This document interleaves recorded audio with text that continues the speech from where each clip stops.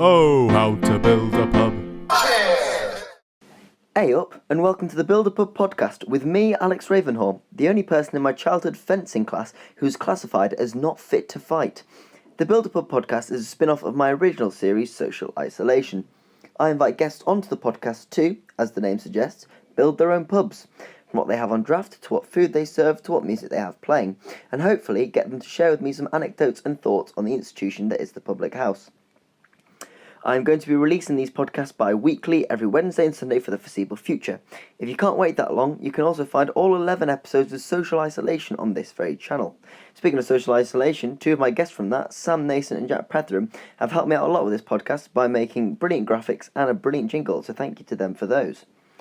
Today I have with me Johnny Friesem, who is going to build a pub so gnarly that I will have to find out what the definition of the word is just to realise how good the pub is. Now, whilst alcoholic beverages will be mentioned, we're not going to glorify them, are we? No, because when I say glorify, you say anything but alcohol, and when I say drink, you say responsibly, and if we stick by those little rules, we're going to have a great time. I'm very excited for this, so sit back, relax, and enjoy the next episode in the Build a Pub podcast. Oh, how to build a pub. And we're live. Hello, and welcome to the recording. I'm going to start by introducing my guest today. So, he is probably the person I've been to the pub most with in my whole life, which is pretty impressive considering he moved to Israel nearly a year ago. With the alcohol tolerance of Andre the Giant and a last name that sounds like a Mr. Freeze pun, it's Mr. Johnny Friesem. Hello, Johnny, how are you? I'm doing pretty good, thank you. How about you? I'm very well. Were you happy with the introduction there? Did it give your tolerance credit, do you think? I feel like a year ago it would have given my tolerance credit. However, I have gone very much downhill since moving to Israel because I haven't been going to the pub 3 times a week with you. Yeah, that's true. So, you know, it's like once you're going a lot, you just kind of get into a routine. Johnny seems to think that my voice changes on this podcast. Johnny, what does it? I mean, the conversation we were having before the podcast started was I would say you were a lot more northern in that. Yeah, I agree. I would say. I can't stop. I generally can't.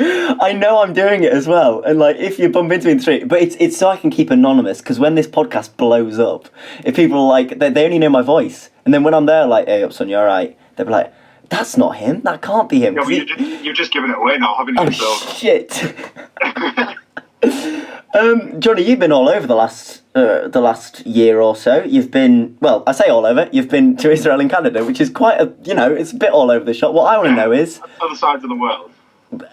Drinks, beers. We'll start with beers. What is the difference? Firstly, if you can, because you might not have gone to many pubs and things, 'cause obviously lockdown and everything. But what would you say is is there a big differences in drinking culture between the 3 countries, would you say? So I'd say out of the 3, the UK definitely has the heaviest drinking. That's excluding my family. My family is very, quite heavy drinkers. Yeah. So, I mean, here we 5 o'clock every day, have a bit of Scotch, like maybe a gin and tonic, and then wine with dinner. Yeah. And then maybe like a nightcap. But that's that's a side point. That's just my family. In Israel, I'd definitely say that there is less drinking that goes on than in England. Mm-hmm. It seems like in Israel they drink for a reason. In England, you don't need a reason. You just drink. Yeah. What is the drinking age in Israel? I think it's 18. I think it's about the same. Which seems strange to me because you go into the army before you can drink. What is the age? 16? It's 17. 17. That is weird. So you join the army before you can drink. And then also, if you're going into like a bar, say in like Tel Aviv, or you're going to a club, quite often, even though the drinking age is 18, they won't let you in unless you're 21, which means you've gone through the army already. You've done the whole process. That is mental. What? So it's a very strange. So I mean, I'm 20, and my older siblings still have to kind of like sneak me into bars. Yeah, in Israel. Yeah, that's bizarre. It's a very strange experience. It kind of gives me a bit of a throwback to my going to the Keys when I was 16. Keys is an sneaking in. interesting place. Keys is, how can I describe it? It's a pub, club, and diner. It does a little bit of everything, but also it's one of those places that really tries to seem top end, and it's just a tad not. It's really not. It's kind of cheesy. Yeah, it's a little bit off. I mean, when you go into the Keys, you're either surrounded by 16-year-olds, your group of friends, or 50-year-olds. Yeah. There's kind of like no middle ground at all. It could be anywhere on that spectrum.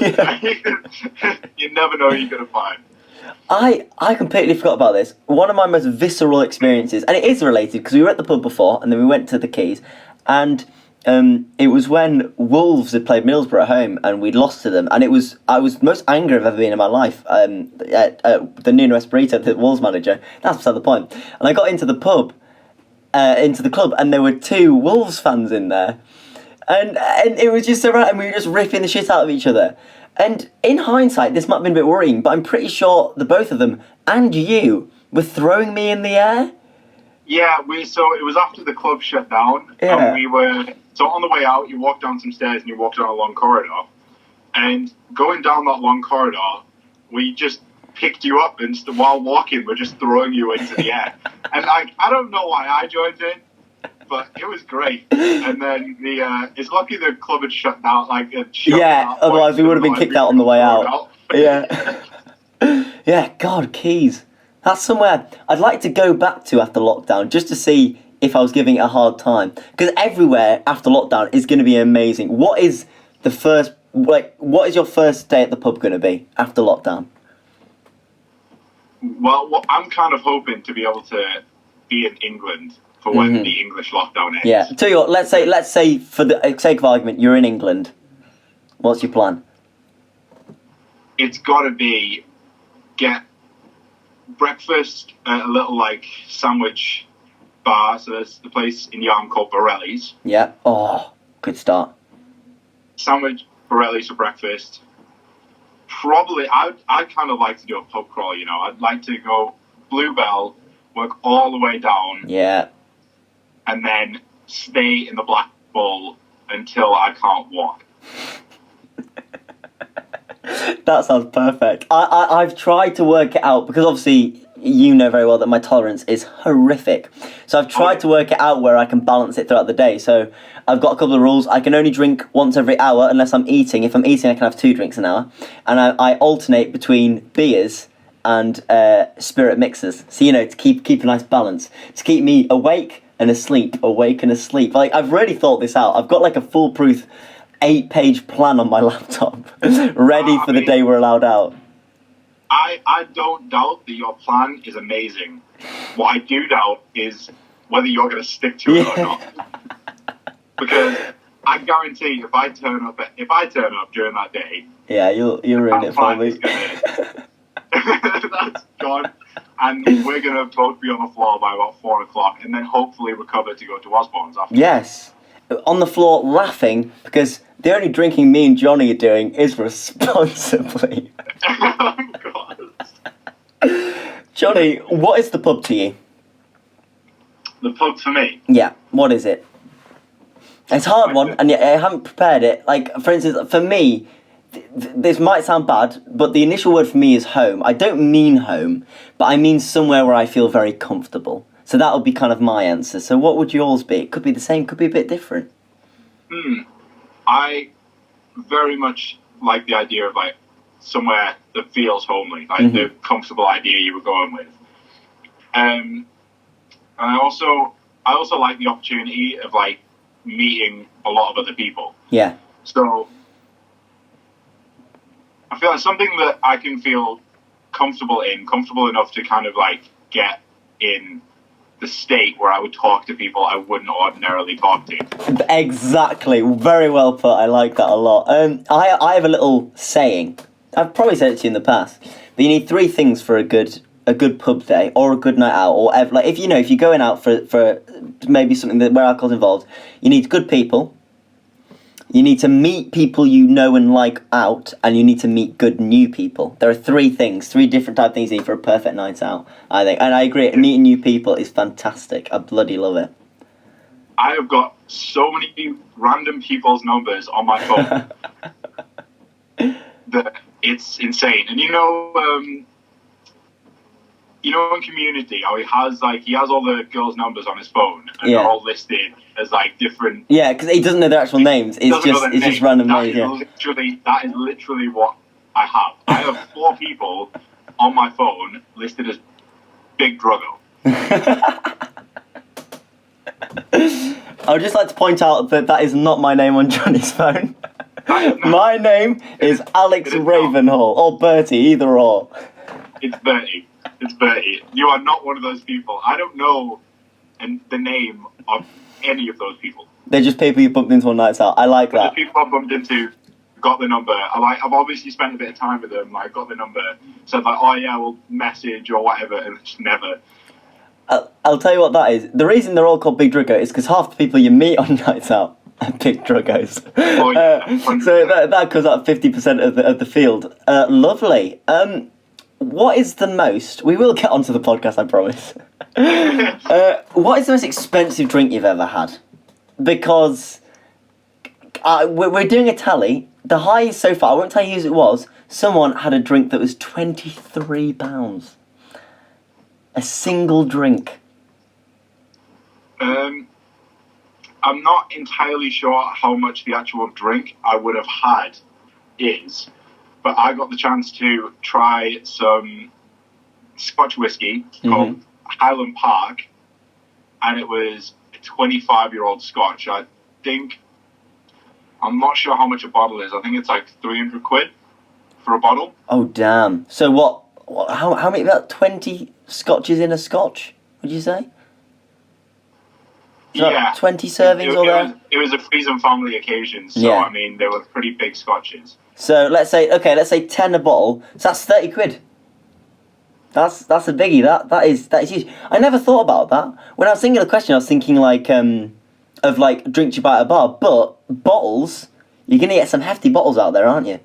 I remember I was in an Italian restaurant, and they had, I don't know, they've got special names, but you know them champagne bottles that are like twice the size of your head? They're like absolutely huge. They're like gallons. I think they're called Magnums. Yes, I think you're right. I just, one of those is full of champagne. I don't know what price it was. Didn't want to ask. It would have actually killed me.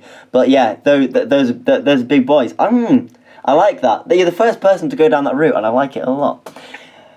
Hello, Johnny. You're actually here. Let's cut the bullshit. Let's do that. You're here to pitch your dream pub. To who? Well, that's what I'm going to ask you, because unfortunately, you are pitching to me. But I was walking through Middlesbrough the other day, and a rogue frisbee smacked me in the head, and I completely forgot who I was. So, Johnny, who are you pitching to? Who is me? Well, I would like to pitch to my favourite actor, Jason Momoa. Jason, oh my God, I just love him. He's just such a cool guy. There's just videos of him sinking a pint and then throwing an axe into a wall. I mean, it's like, can you get any cooler than that? I'm sorry. Just having him as one of your financiers will put your bar up so much higher. Just imagine people coming into your pub, and then Jason Momoa walks in with an axe, because he always has an axe, and he already has with him a flagon of Guinness that he hasn't even bought at your place. He's brought with him for the walk. Oh, I agree. That's a good one. I like it. I would put up a wall especially for him to throw an axe into. And then you've just got a little sign saying Jason Momoa has thrown an axe here, and there's just a little dent in the wall. That is terrific. I've never been Jason Momoa before, so this is going to be great. I'm so excited. Lovely stuff. So, let's start. Jason is walking up to your pub. It's a nice little place. Actually, Nia, describe the exterior for me. Go on, I'll close my eyes, I'm there. What does the outside of it look like? This is very derivative of a pub in my hometown, Yarn, because I love the overall feel of it. Just like white walls on the outside, there's like a door in the middle, 2 windows at either side of the door, Yep. and the window frames are all black. Mm-hmm. And then the sign above the door is also black with gold writing on it. And what does that sign say? That sign, so I went with the golden retriever. Oh, yeah. Yeah. Yeah. Because I was quite set on having like a dog as the name. Yeah. And I originally came up with the idea of Black Lab. Mm-hmm. However, the name, the Black Lab, can be taken in the wrong context, I feel. Yeah. Whereas golden retriever... I went with the golden retriever because no one's ever going to think anything other than, it's a dog. Yeah.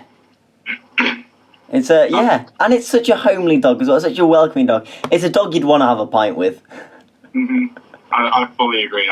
That actually fits very well into us having the conversation of want to be a comfortable place. Yes, exactly. And I bet there is a little golden retriever in the place as well. You've got a pub dog definitely in there. Of course. Also, what works with that is golden is quite a classic pub term anyway, and it goes perfectly with your dog theme. I absolutely love that.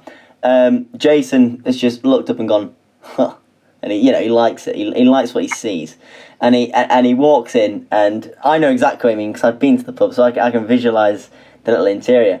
And the first thing he does is he's just finished his previous Guinness. He throws it on the floor, outside your pub, obviously, and he's got someone to clean it up. Throw it on the floor inside. I don't mind. Yeah, he has someone who walks behind him for whenever he smashes a glass on the floor, just to sweep it up. He doesn't want anyone to get hurt. It's just his vibe. And he walks in and he's like, right, first thing I want is a pint. And he walks up to your bar, and in front of him are 4 drinks on draft. You got 2 beers, you got 2 ciders. What are your options? Well, so originally I was going to go with Guinness as my first option. But I decided to change it up and go with Black Sheep. Yeah. Because that is a very popular choice in North Yorkshire, where I am from. So I decided to go with that, and that's where I'd like the pub to be. Because I imagine a pub, I imagine it in North Yorkshire. There's anywhere, it can be like in the countryside, it can be on a high street, that's where I imagine it. Yeah, 100%. So I decided to go with Black Sheep. And then for a lager, I went with Asahi. Yes. Asahi very much has a special place in my heart as being the favourite drink on the bar that I served on. Mm-hmm. It is a beautiful pint, isn't it? It's so dry. It's just beautiful. Asahi for me was quite an experience because I held throughout my life that I don't enjoy the taste of alcohol at all. I used to just drink to get drunk and have a nice time and go out and things. I did it for the effect, not the taste. And I feel like as I've grown up, as I've matured, I've found that I actually quite enjoy the taste. And the first beer to really do that for me was an Asahi after work. Because I remember sometimes, if someone's getting taught in the bar or something, that they'll pour a lot of pints. And at the end of the shift, obviously at the end of the shift, we'll drink the leftovers, once everyone's gone and everything. And I didn't know what it was. I think it was in a plastic, and I had a sip and I was like, what is that? And it was absolutely beautiful Asahi, and it's such a lovely, lovely drink. And it's the one drink where I don't drink with meals really, but if I was going to, I'd get an Asahi. I think it's quite it's just a really nice drink. It just goes with anything, doesn't it? It's amazing. And then perfect for it can be in summer, it can be in winter. It's just an Asahi's good for it. I nearly got put off it when I thought I got ill off one. It wasn't the case. It was after work. And we were going on a night out. We were going to have a drink at work, then go to your house, then go out. And I had a drink at work, and it was a lovely Asahi. But I remember feeling quite ill while drinking it. And I was like, is it off or something? Got to Johnny's, felt horrifically ill, had to go home. Turns out it was food poisoning. I was out for 2 weeks. But it was one of those things where, sometimes if you vomit off an alcohol or something, it can put you off it. Like, I can't drink many ciders at all. The first time I probably ever got drunk was with ciders, and it was just not a good time. I'm in very much a similar boat. Yeah. Speaking of, though, what ciders have you got? Okay, so these two also have very special places in my heart. Mm-hmm. Gotta be dark fruits. Strongbow. Strongbow dark fruits. The World Cup summer, drinking dark fruits was beyond anything that I like. And the thing is, I'm not a cider person at all. But that summer, drinking dark fruits all summer was just amazing. I'll tell you what, because of the memory, I'll give it to you. I despise dark fruits, but I think if it's linked to a strong memory of the World Cup, it's a very, very fair cop. Dark fruit. And also, it's a very popular drink. An extremely popular drink. So, if you want to get people into the pub, you've got to have dark fruits on draft. Also, exactly. I'm very glad you didn't say an IPA, because they're personally my pet peeve. I don't like IPAs at all. IPAs have actually grown on me. Everyone keeps saying that. Everyone says like that they're getting used to them, they like them more. I just can't. Yeah. So I originally really didn't like them. And then I came to Israel, and there's like a lot of IPAs. You can get loads of different flavours. There are some really nice ones here. And then especially when I went over to Canada as well, they have so many. I must have tried at least like 30 IPAs while I was there, 30 different ones. And the one that stood out to me, there was like a mango IPA.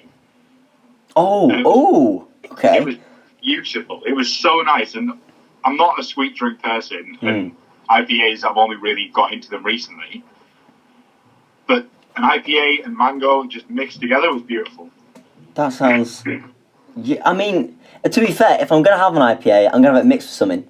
So actually, if I try one of them, that might get me over the hump.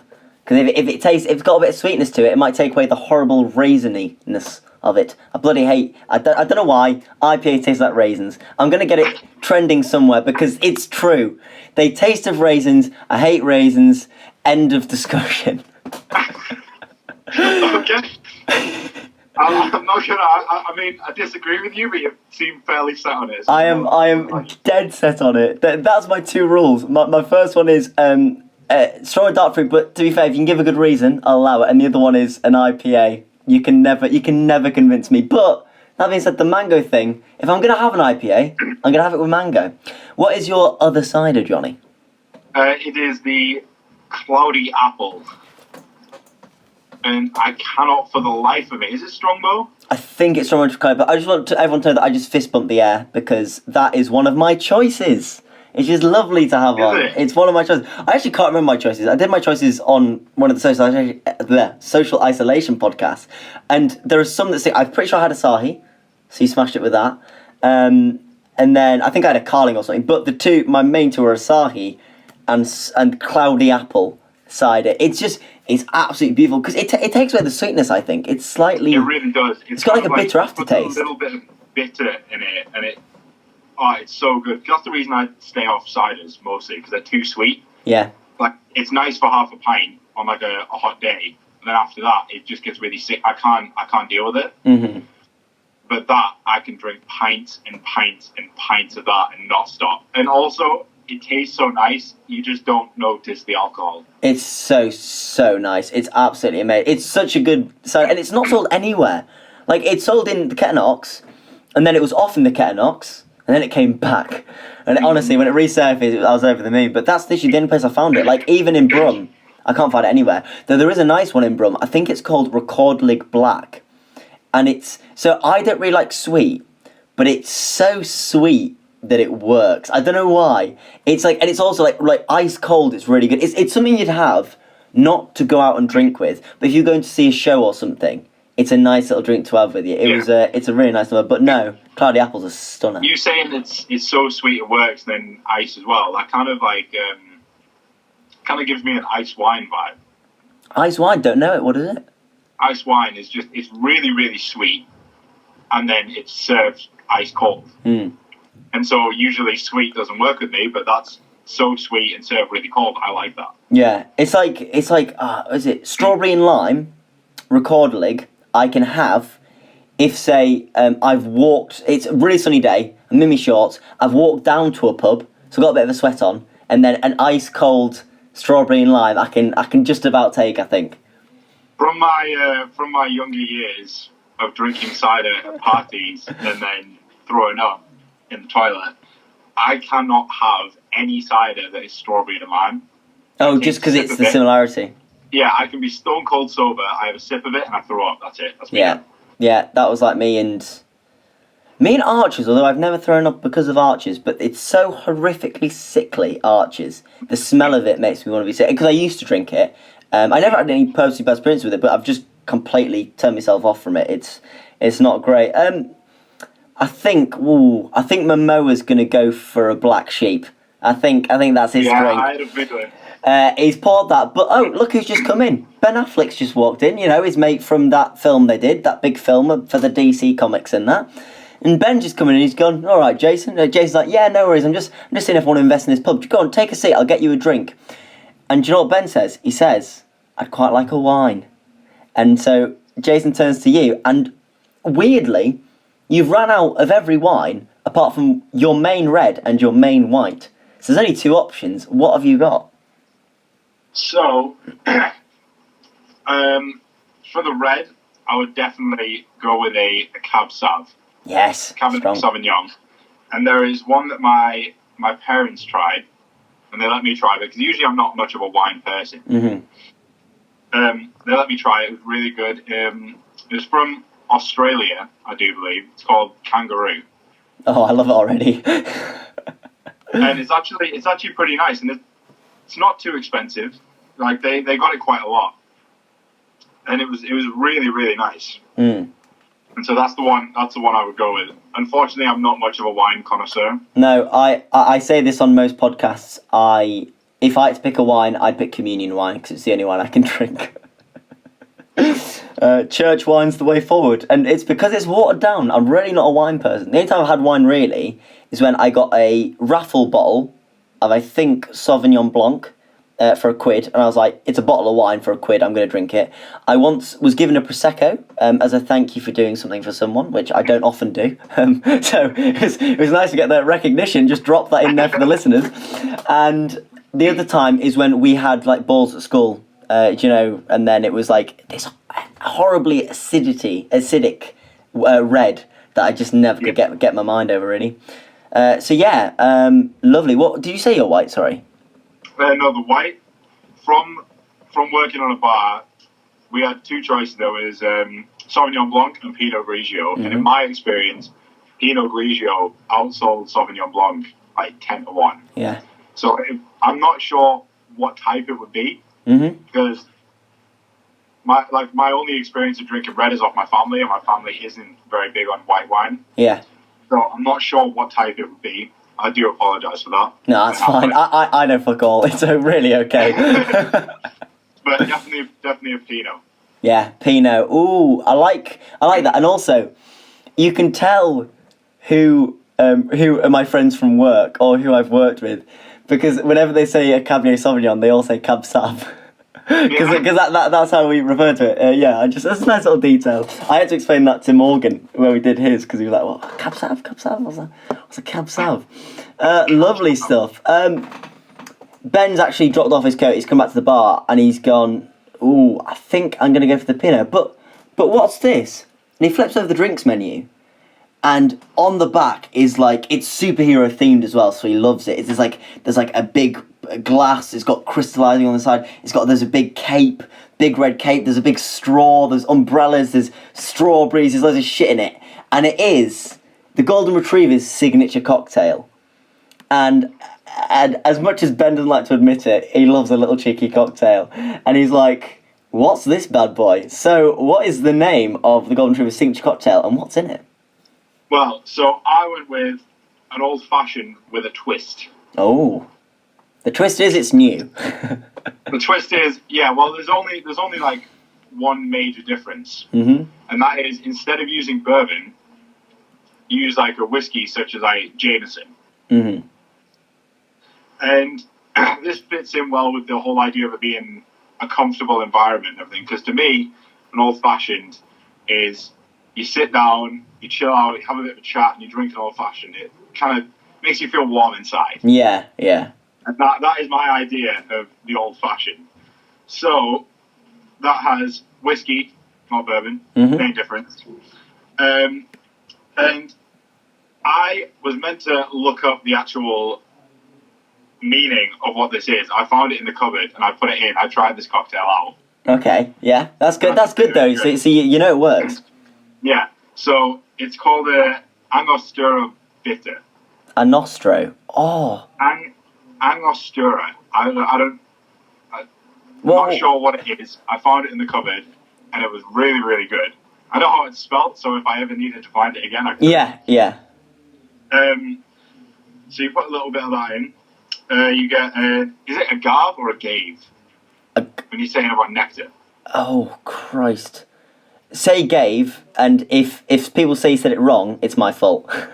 Okay, gave nectar for sweetener, and you really want to like take it easy on this because when you're adding the sweetener, you're only adding it to kind of like take the bite out of the whiskey. Yeah. You're just trying to mellow out the whiskey a little bit. So if you put too much in, you can't really taste the whiskey that much anymore. Yeah.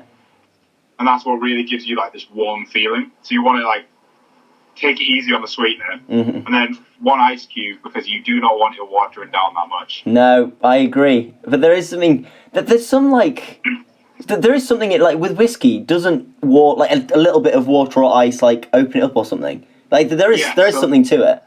Very much so. So if you get a good Scotch or good whiskey, you can completely change the flavour of it by dipping your finger in some water and then just putting one drop into the whiskey. You can completely change it. Yeah. So I have no idea how it works, but I love it. Now Ben was gonna go for your cocktail, but you know a lot about your spirits. You know, you've got a good knowledge. So instead, he's sorry to be such a fuss. You know, first wine, have cocktail, now this. But he wants to know what 3 spirits, because, you know, Kaz knows that every pub only has 3 spirits on offer. And he wants to know what 3 spirits you've got, because you seem to know your stuff, John. So, what 3 spirits have you got to offer good old Ben Affleck? Okay, so it's the 3 main spirits. So I've got a vodka, a Scotch, and a rum. Oh, lovely. So, for the vodka, I was going to go with, you know, typical Smirnoff. I decided, you know what, we're going to turn up the class a little bit, go with Grey Goose. Hey, we've had a Grey Goose before. I can't remember who said it, but there's apparently you can taste the difference.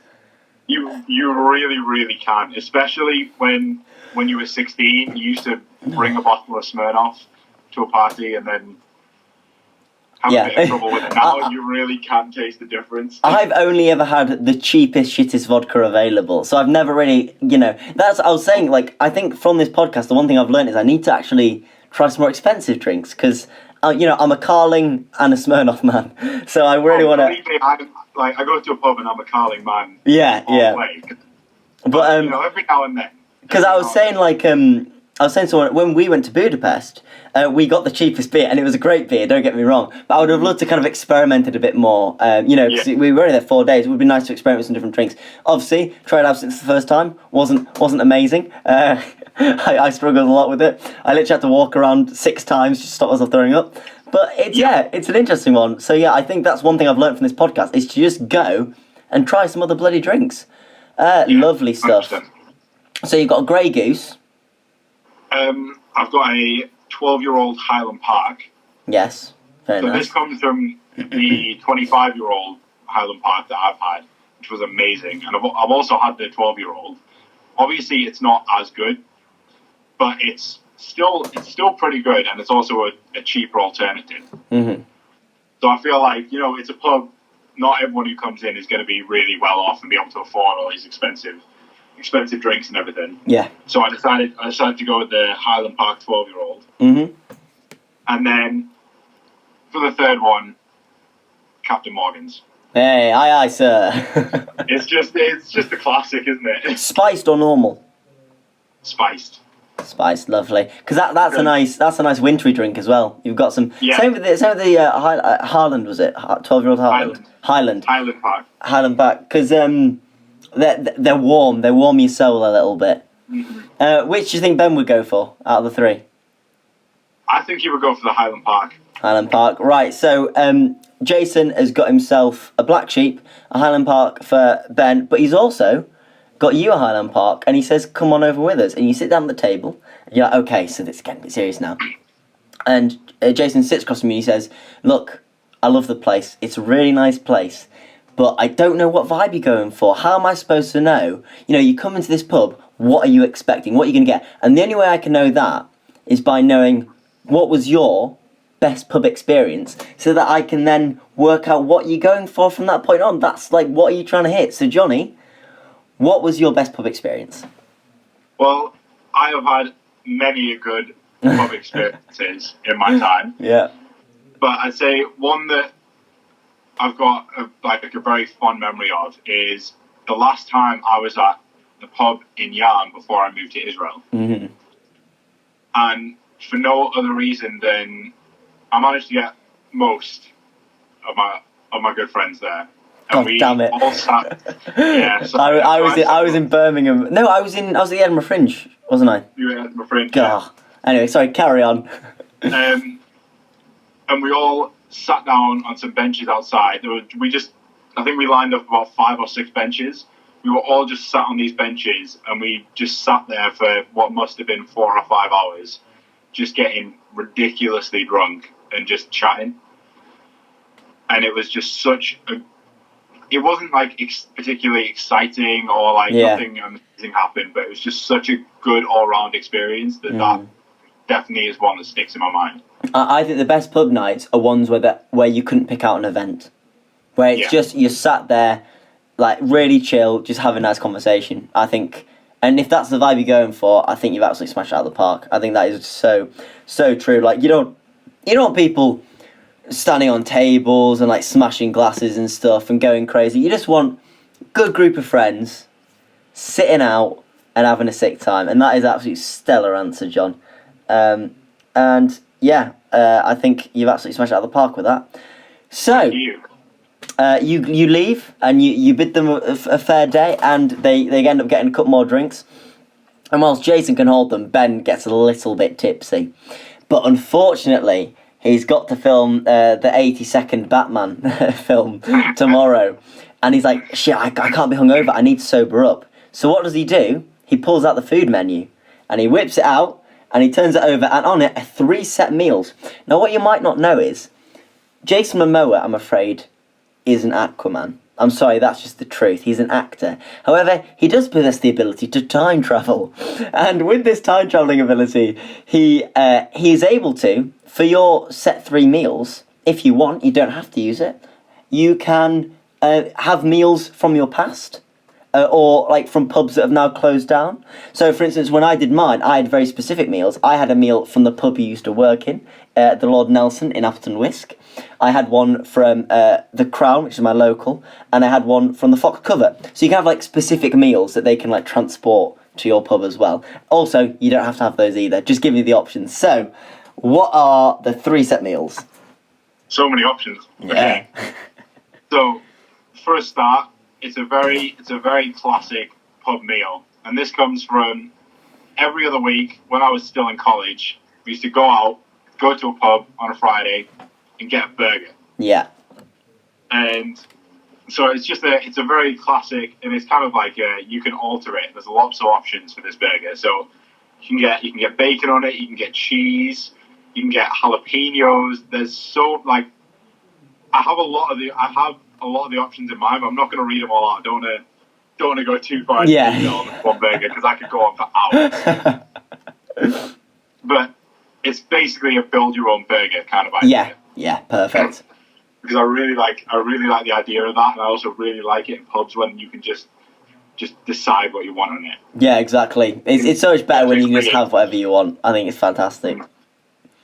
So that's the idea for the first one. You can get that with a side of like, I mean, you could get it with salad, but it's either chips or sweet potato fries. How'd you have your chips? How'd you cook your chips? We're talking fries, big wedges, triple cooked, bit of goose fat. Like what do you like? I'm thinking big wedges. Yeah, stodgy wedges with a stodgy burger with a stodgy pint. Yeah, I feel like it's very pub-like, isn't it? Yeah, I love that. What's option number 2? Option number 2 is going to be a carbonara. Oh, interesting. I don't think we've had that before. Go on. I went to London. I can't remember. It was somewhere in Camden. I went to a restaurant, and I had a carbonara, and it was just one of the greatest things I have ever had in my entire life. Mm-hmm. And usually I don't order that sort of thing. Usually I'll stick with like burgers or like stuff like that. But I decided to go with this carbonara, and it was absolutely beautiful. And I would give all of my worldly possessions to find out what the ingredients to that was. Well, do you want that exact carbonara? Because we can get it for you. That is the carbonara I want. Lovely. Jason's just popped off and he's back and he's got that amazing carbonara with the recipe and everything. You got it for life. And for your final option, it's actually Sunday roast from where I used to work in Appleton Whisk. snap! Well done, son. It is I'll let you take this one. So I used to have to go through the pain of watching this go by me for 4 hours every Sunday before I got to take it home and eat it. You had the choice of either having lamb, beef, or chicken, or just all three if you wanted it. Yeah. And I cannot stress this enough. It was just cooked. All three of the meats were just cooked to perfection. You never got a piece that was like too dry to eat, or that you had to put gravy on. You just put gravy on it because you wanted gravy on it. Yeah, not because it was dry. You didn't have to make it not dry. They were just cooked to perfection. Then massive Yorkshire pudding. Huge. Literally half the plate is Yorkshire pudding, and it's amazing. You get really nice roast potatoes. You can have peas, carrots, cabbage, cauliflower. You can have pretty much any vegetable you decide takes your fancy. Yeah, and they let you add more. So if you run out, you go, can I have another portion of vegetables? Get it, no extra cost. It's so good. It's amazing. And it definitely holds a place in my heart because every Sunday after the shift, so any leftovers, we got to take them back. Yeah. And straight back from work, whack it in the microwave, and it was just a beautiful meal. Oh, it's sick. Because I knew how good the food was. Quite often, my eyes were a lot bigger than my stomach, so I ended up sharing the meal with my dogs. Oh, that's cute. Yeah, no, that's really good. Definitely a fun memory. I'll tell you what, the cabbage, I know you mentioned it briefly, but I don't like cabbage. The cabbage there, they put something in it. It might be cocaine, I don't know, but it's extremely addictive. They also have a really good horseradish there. They don't have horseradish. Is it good? The horseradish sauce was really good there. It's an amazing roast, and because of our internal biases, Ben is having that roast. He's absolutely chomping it down. But he's still a bit drunk as he's eating it. And he goes, oh my God, what is this song? I love this song. And little did you know, / I forgot to put it on the questions I sent you, you have a jukebox, but it's a very new jukebox. And so far, you've only been able to put one album on that jukebox. But lucky for you, it's the perfect pub album. So, I'll give you a little bit of time. And if you want to, we can go on to the next question. You can think about it, just because I know I didn't pre-plan this one. Not that any of this is pre-planned. This is completely off the cuff. Oh, yeah, of course. So, what is your pub album? Well, I actually think it fits with the vibe of comfortable, being able to chat with friends, and just nice kind of music in the background. I'd probably say Tom Misch. And I go with Geography as an album. I'm not sure on the album, but we have had Tom Misch before, so it shows that you've got good taste, and you can probably guess him. Morgan? Yeah. Morgan? Yeah. That's a good one. That's it's popular. So I mean, if two people are picking it, it must be a good pub album. If you could pick one song, possibly the song that's playing right now, what would it be?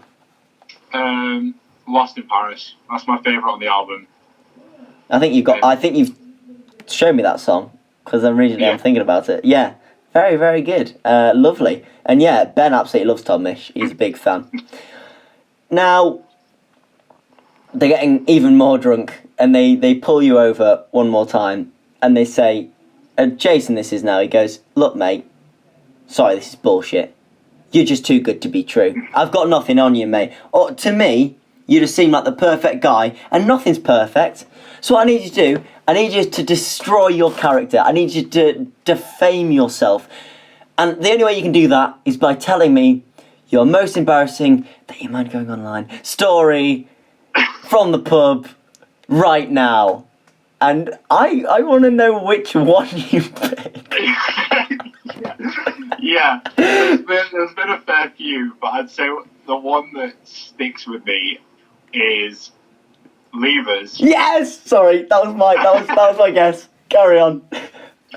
Levers, we all went to the pub, went to the Bluebell, and we were all sat on the hill outside. There was like benches, there's a little slope down to like a fence to the river. Beautiful beer garden, to be fair. Yeah, really nice beer garden.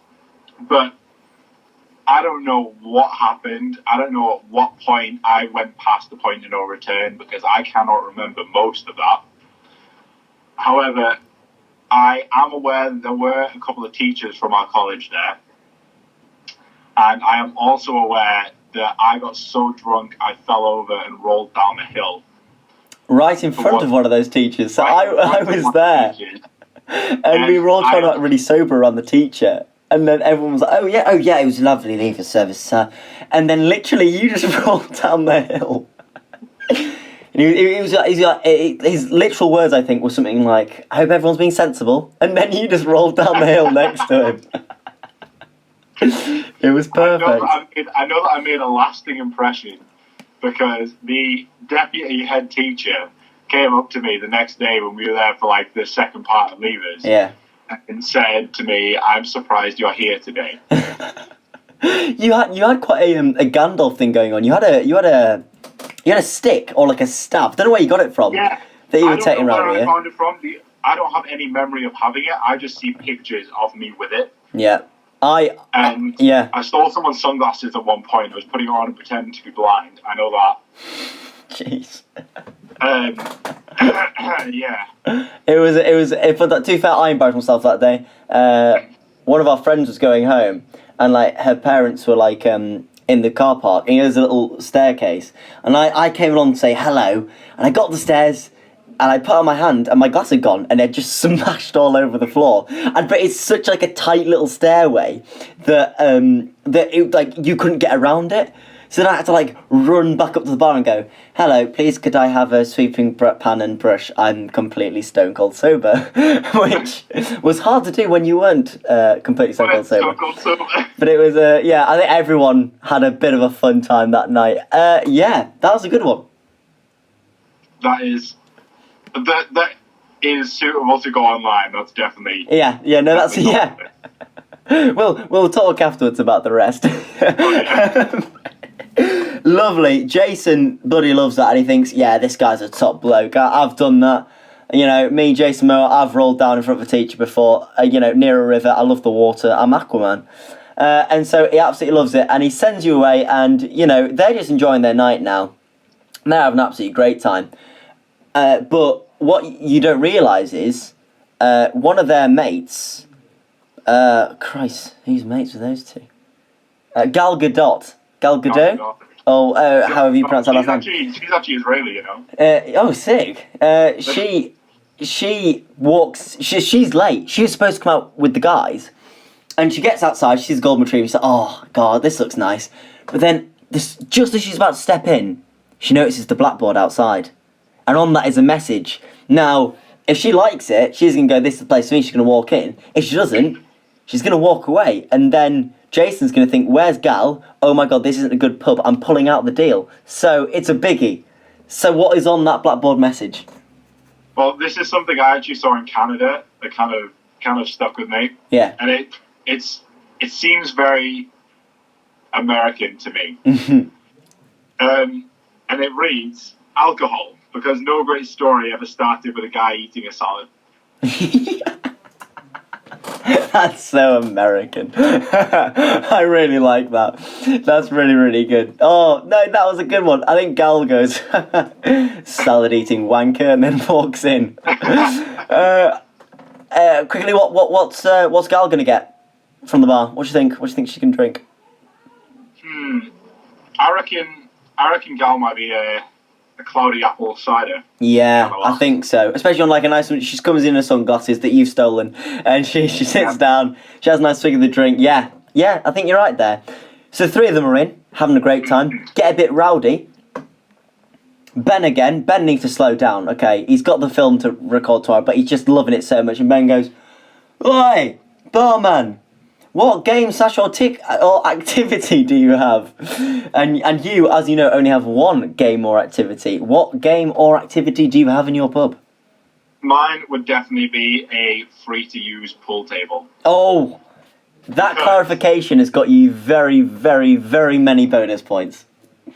Because when I went to Canada earlier this year, they had a bar in the hostel where I was staying, and they had a free-to-use pool table, and that was one of the it was great because when we were first there, we were all starting to like meet each other and everything, and this goes on well with like being able to meet new people. Yeah, we just all had like pool tournaments. The bar itself put on a pool tournament every week, and so we used to just play that. And obviously, being free to play, you could just go down and play at any time. And I think that's really good because being in other pubs where it isn't free to play, trying to like shuffle around and find someone who has change and find whatever, it can be a bit of a hassle. So it would definitely be free to play, 100%. Ooh, no one said a free to play. I mean, obviously pool tables are very popular, and you'd expect that because they're brilliant. But no one said free to play, and that is my favourite activity so far because I love pool, but no one specified that. So that's going to be hard to play. Unless someone pays me. If someone comes on and says a pool table where they pay you to play it, that's the only way it's going to get beaten. I really like that one. That's very good. Ben and Gala having a play. And while they are, Jason's looking over at them and he goes, "Oi, Johnny, come over here." And you go, "Okay, this is it. This is the big time." And you walk over and you sit down and he goes, "Johnny Friesem, congratulations, what's he doing? He's financing your pub." Sorry, he's very drunk, and you're like, "Oh, thank God!" And he goes, "Not only am I going to finance your pub, and it's going to be an amazing experience, and we're going to get it as much as you have it in your dreams. It's going to be exactly your dream pub. Not only that, I'm going to use my time travelling as a bonus, as a signing on bonus, to let you have a drink with 5 people, anyone from any time, from anywhere, dead or alive. You've got 5 people. Who you having?" So this may seem fairly boring. No, that's fine. But 100%, because of the current situation I'm in now, with me being in Israel and like being away from all my friends, Mm-hmm. it would definitely be you, Okay. Morgan Burgess, Yeah. Harry Tilley, Yeah. Oliver Cairns, Yeah. and then we're gonna add a wild card, Scott Campbell. Yeah. Those 5. It's very basic. It's just like my friends from back home. Yeah. But the thing is, it is from like back home, and I can't currently go and have a drink with them. Mm. So they are definitely the 5 people I would most want to have a drink with in the world right now. It's an experience where, and I know you're far away, but because everyone's at uni and things, it's an experience I sorely miss. Because it's gonna, like, you think back and you think, when are we gonna have that chance again? And it's sad, but it also makes you really treasure, when we did do it as well. And like, although I think we'll see everyone, I'm gonna definitely be seeing you in the short future. But I agree, you won't be able to see everyone in the big group. And that's an absolutely sweet one. I don't know how you manage this, but all of those people are appearing on the podcast, so they can listen and get a little chuckle out of it. And if they don't say you, they're bastards. Oh yeah. Did Morgan say me? I can't remember. You'll have to listen He back. better have said me. I know he said Gary the old man, so it's going to be close. Yeah, he probably put celebrities. That is a superb answer, and mate, it's like we're 18 again. It's an amazing night. I have an amazing time. We've been buying drinks all night, and then it comes to your round, and you go, "Right, I'm going to get you around, boys." And you walk up to the bar. It can be your bar, can be another bar, and you completely forgot to ask them what they wanted to drink. So, what does everyone drink? So you get around, and of your 5. So firstly, starting with you, what you're going to have, and then name what everyone's going to have. Okay, so this is going to be back in the Black Ball. Yeah, because that's where we always went for a drink. So for me and you, it's going to be a Carling. Yes, it is. It's going to be a Carling. I think maybe for Scott and Ollie, it probably is as well. Yeah. I imagine Harry might go with something a little bit more expensive. Mm-hmm. I imagine he might be going in like the Peroni kind of area. Yeah.